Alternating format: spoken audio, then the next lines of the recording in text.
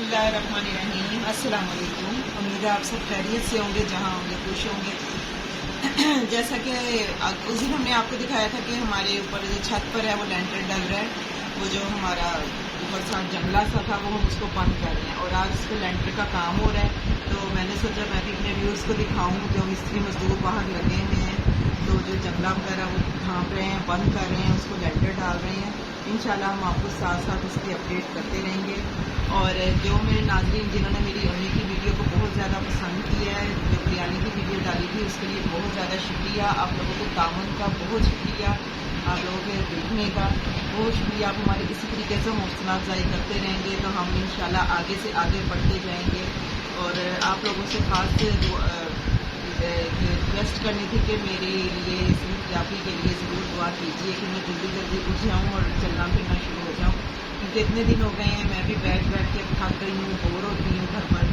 तो दुआ कीजिए मुझे अल्लाह पाक जल्दी से आराम दे दे, मेरा पाँव ठीक हो जाए। अब पहले से काफ़ी फ़र्क है, मगर डॉक्टर कहते हैं कि अभी थोड़ा सा और मज़ीद टाइम लगेगा। तो दुआ में याद रखिए और हमारे चैनल को आप सब्सक्राइब करें, लाइक करें, शेयर करें और बहुत सारी दुआओं में याद रखिए। अच्छे अच्छे कमेंट ज़रूर कीजिए, आपके कमेंट से हमारी हौसला अफजाई होती है और हमें आगे हौसला इसलिए होता है कि हम आगे और इससे मज़ीद अच्छी वीडियो बनाएं। आपको साथ साथ अपडेट करते रहेंगे अपने घर के बारे में और जो कुछ भी बन रहा है इंशाल्लाह आपको दिखाते रहेंगे। तो मज़ा आएगा।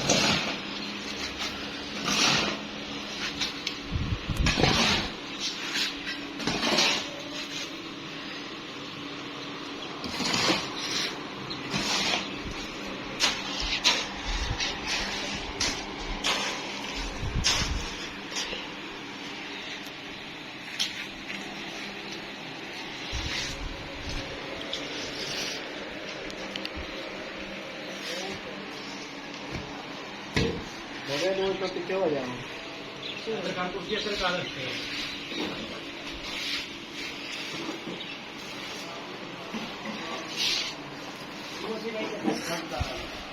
नहीं नो साथ में ये फिर आ तो कहता है आपको उधर टूरिस्ट के बाहर जाएगी ना नेशनल करते हैं दो पराठा तेरा हो गया चलो नो करते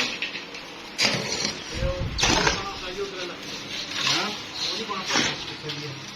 बनाया जाएगा अजय तो माल आएगा वो खड्डा बड़ा और करेंगे।